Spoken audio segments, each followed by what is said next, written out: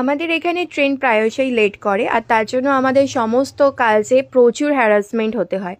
কিন্তু একটা নিয়ম আছে, ট্রেন যদি 3 ঘন্টার বেশি লেট করে তাহলে তুমি তোমার টিকিটের পুরো টাকাটাই ফেরত পেতে পারো। আজকে আমি এটাই এখানে দেখাবো।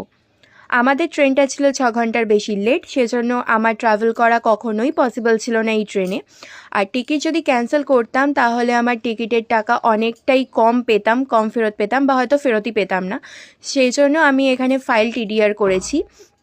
ফাইল টিডিআর করার জন্য তোমার ফোনে থাকতে হবে আইআরসিটিসি অ্যাপ, সেখান থেকে গিয়ে তুমি ফাইল টিডিআর করতে পারবে। আর তোমার যে প্যাসেঞ্জার লিস্ট আছে সেইটা তুমি ক্যান্সেল করে নিচে টিডিআর অপশন দেওয়া থাকবে, সেখান থেকে তোমার যেটা সুটেবল যে অপশানটা থাকবে সেটা তুমি সিলেক্ট করবে। আমার যেমন ছিল 3 ঘন্টার বেশি লেট, সেজন্য আমি সেটাই সিলেক্ট করেছি, আর কিছুদিন পর টাকা আমি পেয়ে গেছি। Thank you.